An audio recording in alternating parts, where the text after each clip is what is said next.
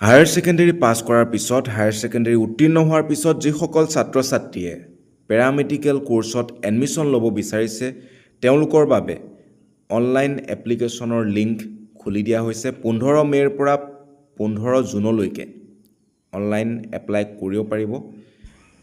কোৰ্চটোৰ নাম হৈছে BSc medical technology and degree or diploma in paramedical কোৰ্চেছ।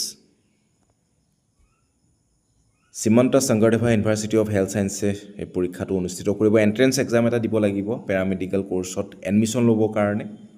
Paramedical course বুলি কওঁতে তাত কেইবাটাও ভাগ আছে। পেৰামেডিকেল বুলি কওঁতে তাত কেইবাটাও ভাগ আছে। কোনটো কোৰ্চ ল'ব বিচাৰে আপোনালোকে চাব পাৰিব এই ভিডিঅ'টোৰ শেষৰ ফালে সেইখিনি কথা দেখিবলৈ পাব। 6 জুলাইত পৰীক্ষা হ'ব। 6 জুলাই তাৰিখে পৰীক্ষা হ'ব। পৰীক্ষা চেণ্টাৰবিলাক ইয়াত ক'ত ক'ত পৰীক্ষা হ'ব সেইখিনিও দিয়া হৈছে। ইলিজিবিলিটি ক্ৰাইটেৰিয়া কি কি আছে চাই লওক। প্ৰথম কথাটো হৈছে চিটিজেনশ্বিপ, নাগৰিকত্ব, ভাৰতীয় নাগৰিক হ'ব লাগিব। দ্বিতীয়তে এডুকেশ্যনেল কোৱালিফিকেশ্যনৰ ক্ষেত্ৰত কোৱা হৈছে হায়াৰ ছেকেণ্ডেৰী ছায়েন্স ষ্ট্ৰীমৰ হ'ব লাগিব। হায়াৰ ছেকেণ্ডেৰী ছায়েন্স ষ্ট্ৰীমৰ হ'ব লাগিব। জেনেৰেল কেণ্ডিডেটৰ বাবে ফিজিক্স, কেমেষ্ট্ৰি আৰু বায়'লজিত মিনিমাম 45% মাৰ্কছ থাকিব লাগিব।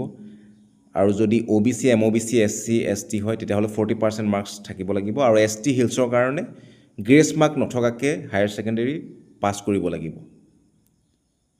এতিয়া পেৰামেডিকেল বুলি কওঁতে তাত কি কি কোৰ্চ অন্তৰ্ভুক্ত হৈ আছে সেইখিনি হৈছে এইখিনি চাই লোৱা তোমালোকে কোনটো কোৰ্চত এডমিশ্যন ল'ব বিচৰা।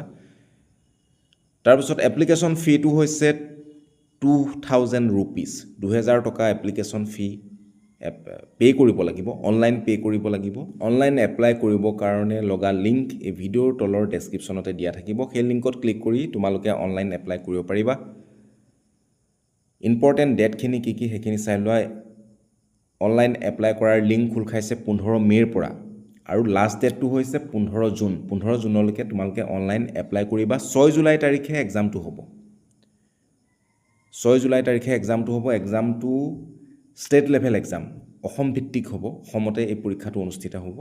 অসমৰ ষ্টুডেণ্টৰ কাৰণে অসমতে এই পৰীক্ষা অনুষ্ঠিত হ'ব। 11 বজাৰ পৰা 1 বজালৈকে চেণ্টাৰবিলাক দেখা পাইছে। আৰু 100 মাৰ্কছৰ কুৱেশ্যন আহিব, 100টা MCQ থাকিব।